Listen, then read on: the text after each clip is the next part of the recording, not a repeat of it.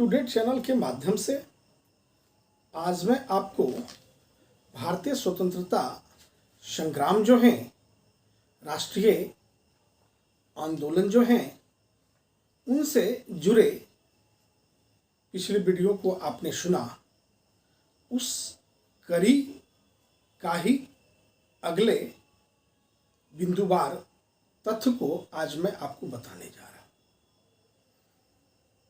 यदि आप पिछली वीडियो को नहीं देखा है तो अवश्य रूप से देख लें, और यदि देखा है तो ध्यानपूर्वक यहाँ से आप वीडियो को सुने समझें, ताकि शिक्षक नियुक्ति पात्रता परीक्षा में और 69वीं बीपीएससी में भिन्न भिन्न प्रतियोगिता परीक्षा में आपको यहाँ से बनने वाले प्रश्न काम आ सके। राष्ट्रीय आंदोलन के हमने पिछले वीडियो में कहा था कि राष्ट्रीय आंदोलन के 3 प्रमुख चरण थे, जो कि प्रथम चरण 1885 से 1905 तक के काल को अध्ययन करना होता है भारतीय राष्ट्रीय आंदोलन में। दूसरा चरण 1905 से 1919 तक का है, और तीसरा चरण 1919 से 1947, और हिंदुस्तान आजाद हो जाता है। जान लें, कांग्रेस से पूर्व स्थापित संगठनों में से किसी भी राजनीतिक स्वाधीनता की कोई भी संकल्पना नहीं थी। अंग्रेजी शासन से मुक्ति पाना उनका उद्देश्य नहीं था। ये प्रायः बड़े जमींदारों, व्यापारियों अथवा थोड़े से अंग्रेजी पढ़े लिखे लोगों के संगठन भर थे। व्यापक उद्देश्य नहीं था। सीमित उद्देश्यों में कुंठित मानसिकताओं से कई तरह के जकरणों में जकड़े हुए थे ये संगठन के लोग। बंगाल में स्थापित इस तरह के संगठनों में 1836 में स्थापित बंग भाषा प्रकाशन सभा अग्रणीय संस्था थी। अब जो कि आप देख रहे हैं, बंग भाषा में प्रकाशन अग्रणीय कई प्रकार के जो संस्थाएं बनना शुरू हुआ। अब व्यापी विचारधारा, दृष्टिकोण, दूरदर्शिता हम लोगों को देखने को मिल रहा। इस संस्था ने सरकार की नीतियों की समीक्षा एवं सुधार कार्यों के लिए सरकार को प्रार्थना पत्र दिया। 1838 ईस्वी में कलकत्ता में स्थापित लैंड होल्डर सोसाइटी भारत की प्रथम राजनीतिक संस्था थी। ध्यान देने योग्य बातें हैं, जो द्वारिकानाथ टैगोर के प्रयासों से स्थापित हुए। संस्था का उद्देश्य जमींदारों के हितों की रक्षा करना था। ध्यान से क्रमबद्ध, चरणबद्ध तथ्यों को समझेंगे। संस्था का उद्देश्य जमींदारों के हितों की रक्षा करना था। संस्था के अन्य मुख्य नेता थे प्रसन्न कुमार ठाकुर, राजा राधाकांत देव आदि कई नेता थे। 1843 में बंगाल ब्रिटिश एसोसिएशन की स्थापना कलकत्ता में हुई। इस संस्था की स्थापना में टैगोर की भूमिका अग्रणीय थी। संस्था ने अंग्रेजी शासन के अंतर्गत भारतीय जनता की वास्तविक स्थिति को जानने का प्रयास किया। इस संस्था के सदस्य अंग्रेज भी थे। अंग्रेज जॉर्ज थॉमसन ने संस्था की एक बार अध्यक्षता भी की थी। 28 अक्टूबर 1851 ईस्वी को ब्रिटिश इंडियन एसोसिएशन की कलकत्ता में स्थापना हुई। इस संस्था के संस्थापक सदस्यों में राजेंद्र लाल मित्र, राधाकांत देव, देवेंद्र नाथ टैगोर तथा हरिश्चंद्र मुखर्जी आदि शामिल थे। यह संस्था भारतीयों के लिए राजनीतिक अधिकारों की मांग को लेकर स्थापित हुई थी। 1866 में दादा भाई नौरोजी ने लंदन में ईस्ट इंडिया एसोसिएशन की स्थापना तत्कालीन भारतीय समस्याओं से ब्रिटिश जनता को प्रभावित करने के लिए की। वर्ष 1870 में महाराष्ट्र में समाज सुधार करने और राजनीतिक चेतना उत्पन्न करने के लिए महादेव गोविंद रानाडे द्वारा वर्ष 1870 में पूना में सार्वजनिक सभा की स्थापना की गई। 1875 में बंगाल में शिशिर कुमार घोष ने इंडिया लीग की स्थापना की, जिसका उद्देश्य था भारतीयों में राष्ट्रवाद की भावना को जगाना तथा राजनीतिक शिक्षा को प्रोत्साहित करना। 26 जुलाई 1876 ईस्वी में सुरेंद्रनाथ बनर्जी ने आनंद मोहन बोस के सहयोग से इंडियन एसोसिएशन की स्थापना कलकत्ता में की थी। वर्ष 1883 में कलकत्ता में इंडियन एसोसिएशन ने नेशनल कॉन्फ्रेंस नामक एक अन्य अखिल भारतीय संगठन का सम्मेलन आयोजित किया। वर्ष 1884 में मद्रास में एवी राघव, चेरियार जी सुब्रमण्यम अय्यर तथा पी आनंद चार्लू के प्रयासों से मद्रास महाजन सभा की स्थापना हुई, जिसका उद्देश्य था स्थानीय संगठनों व संस्थाओं के कार्यों का मूल्यांकन करना।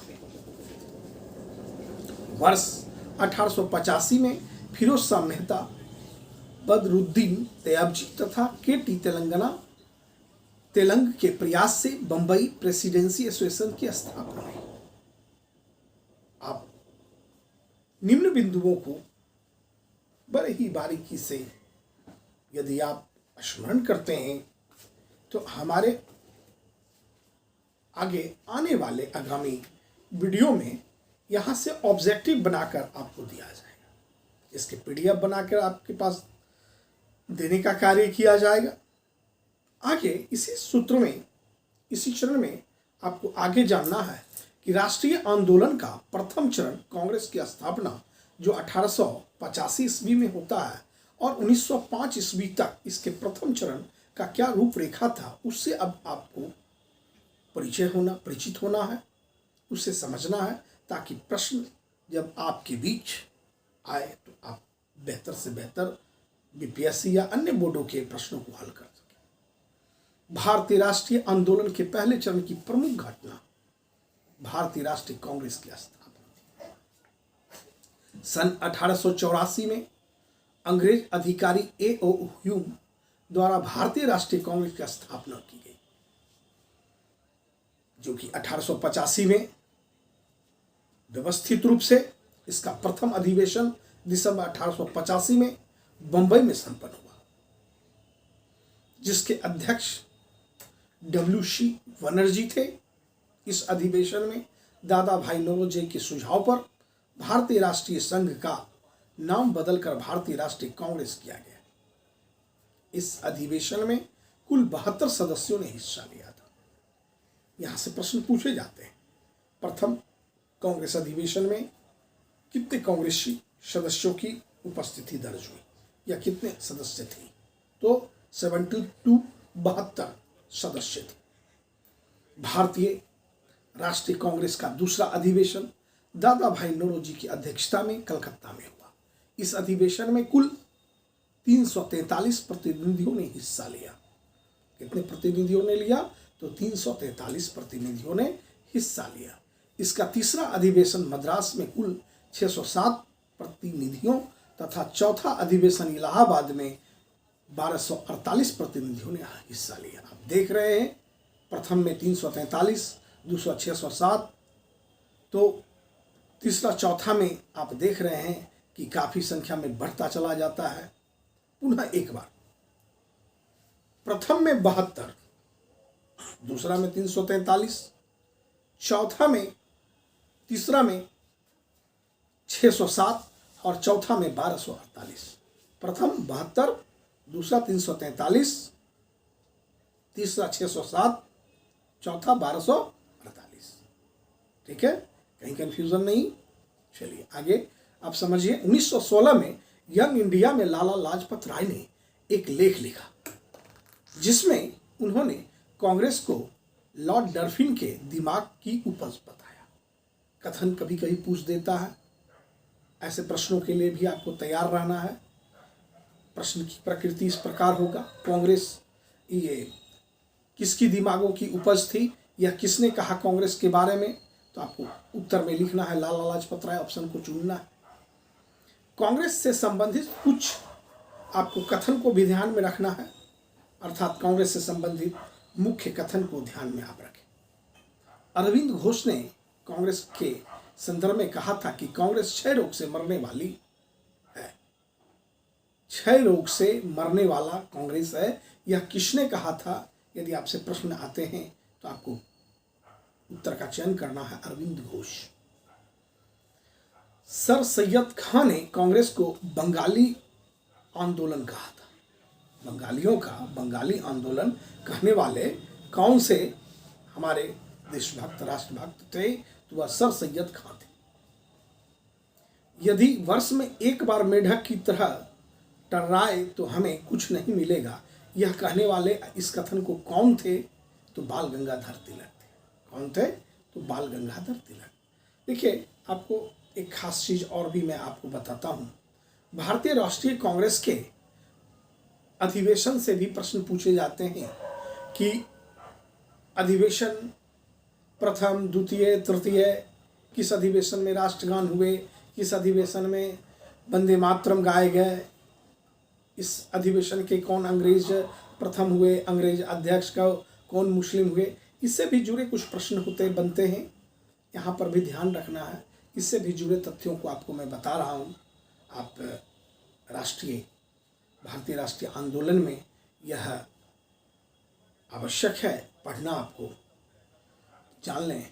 देखिए, इसका प्रथम अधिवेशन 1885 में हुआ। स्थान था बम्बई और उसमें अध्यक्षता जो किए थे वो उमेश चंद्र बनर्जी थे। इस अधिवेशन में 72 प्रतिनिधियों ने भाग लिया था। अब मैं दूसरे अधिवेशन की बात अगर करूं तो 1886 ईस्वी में कलकत्ता में हुआ।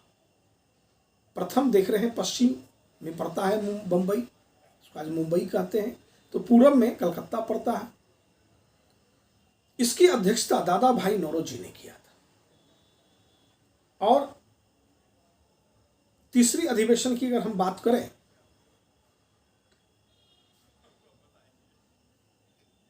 दूसरे में आपने इसकी प्रतिनिधि की बात अगर हम करें तो 343 थे। आगे हम देखते हैं तीसरी अधिवेशन जो कि 1887 ईस्वी में मद्रास में होता है। इसकी अध्यक्षता बदरुद्दीन तैयबजी ने किया था। यह प्रथम मुस्लिम थे। यह कौन थे? प्रथम मुस्लिम अध्यक्षता करने वाले थे 87 में। फिर चौथा अधिवेशन 1888 ईस्वी में होता है उत्तर प्रदेश के इलाहाबाद में। इसकी बैठक होती है।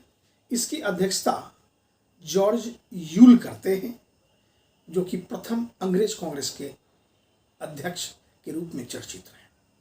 कई बार कई बोर्डों ने इस स्थान से प्रश्न किया है।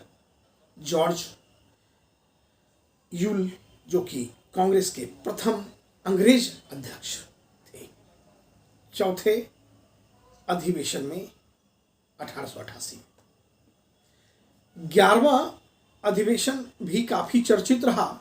1895 में हुआ 11वां अधिवेशन कांग्रेस का 1895 में पूना में। इनकी अध्यक्षता सुरेंद्रनाथ बनर्जी किए और इसी अधिवेशन